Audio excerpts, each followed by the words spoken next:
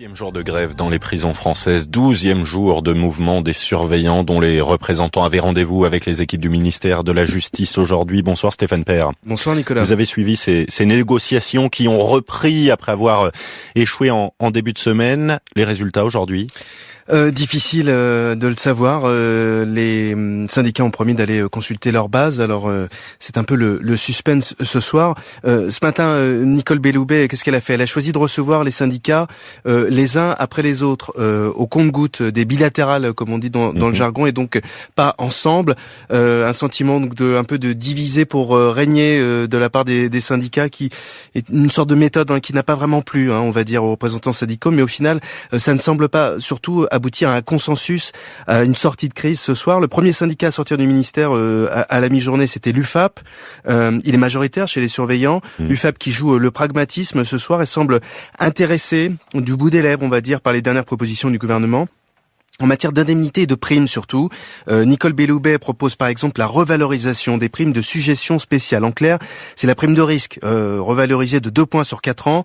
Revalorisation aussi de la prime du dimanche et des jours fériés portée à 36 €. C'est important pour les surveillants. Passage aussi de l'indemnité pour charges pénitentiaires de 900 à 1400 €. Là, c'est en fin de mandat, comme on dit aussi chez les surveillants.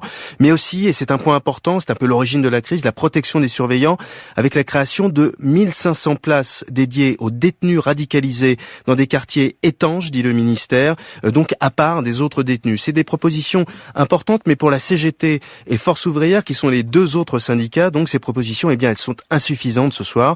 Elles ne calmeront pas la colère et le mouvement de blocage des prisons, avertit Emmanuel Baudin, par exemple, du syndicat FO. FO qui réclame toujours un changement de statut, de catégorie pour ses collègues, un passage en catégorie B qu'il chiffre à 90 millions d'euros. On est loin des 30 millions d'euros proposés par le gouvernement. Ce soir, les syndicats de la pénitentiaire, donc ils vont aller vers leur base, mais de toute évidence, ils ne sont pas d'accord. Le mouvement des surveillants ne semble pas encore prêt à s'éteindre. Stéphane Père, je précise qu'une plainte a été déposée aujourd'hui par un détenu de la prison de Moulins-Isère dans l'Allier, une plainte contre l'État, car ce détenu est privé de promenade, de douche également, en raison de cette grève des surveillants. Et pour évoquer les conséquences de ce mouvement sur les détenus, Lydia Trouvé est en ligne avec nous. Bonsoir.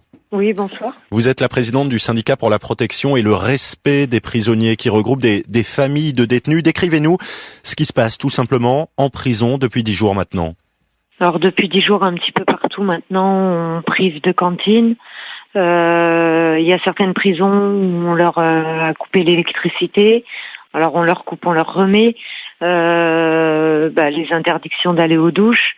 Là actuellement on a appris hier que ils comptaient supprimer aussi les tabacs au niveau des cantines. Imaginez-les enfermés parce que pour certaines détentions ils vont même pas en promenade. Donc imaginez-les enfermés 24 heures sur 24 alors qu'ils ont le droit à leur heure de promenade sans tabac. Ça veut dire que en clair, la vie carcérale est à l'arrêt et que la tension monte logiquement dans les cellules, dans les maisons d'arrêt ?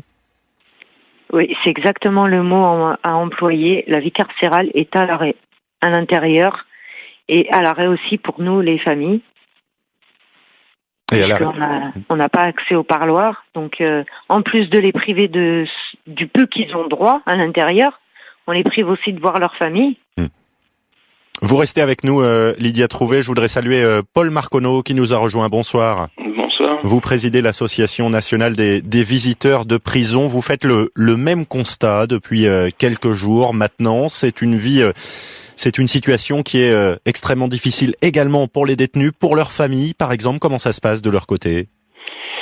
Oui, il est certain que la situation est très difficile parce que lorsqu'une personne est incarcérée, le fait d'avoir un contact avec l'extérieur à travers sa famille, à travers des visiteurs, à travers des animateurs qui vont venir faire des ateliers, eh bien c'est une possibilité pour cette personne incarcérée de garder le contact avec l'extérieur. C'est aussi une possibilité de garder l'état, psychologique qui lui permet d'éviter de partir dans la spirale de la perte d'estime de soi et dans la dépression. Est-ce que vous estimez que les détenus et leurs familles sont oubliés depuis le début de ce mouvement ?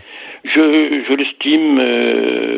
Ils sont oubliés par, je dirais, dans la façon dont on en parle, puisque on parle beaucoup depuis 10 jours de ce conflit qui est animé par une partie de l'administration pénitentiaire. Je comprends, je veux dire, la revendication sur la sécurité, nous l'accompagnons complètement. Il est certain que les personnes qui sont en prison sont normalement les bénéficiaires du service public pénitentiaire. Et lorsque on a un mouvement routier ou un mouvement de grève dans les transports, on dit que les usagers sont pris en otage. Alors, je n'irai pas aussi loin, mais qu'on le veuille ou non, actuellement, le service est complètement dégradé. Lydia Trouvé, quel message vous avez envie d'adresser aux surveillants de prison qui sont en grève depuis 12 jours, pour rappel? Alors moi, je dirais que si on est pris en otage et les détenus sont pris en otage aussi, moi j'ai envie de leur passer le mot, tout simplement de leur dire, alors sur le manque d'effectifs qu'ils revendiquent, on le comprend. Mmh. Ensuite, pourquoi ils n'ont pas choisi une institution? Pourquoi ils sont pas partis faire comme la police ils ont fait quand ils ont manifesté, aller devant le ministère de la Justice, aller place de la République, devant l'Élysée, où ils voulaient. Là, ils bloquent devant les prisons, donc ils créent encore plus de tensions.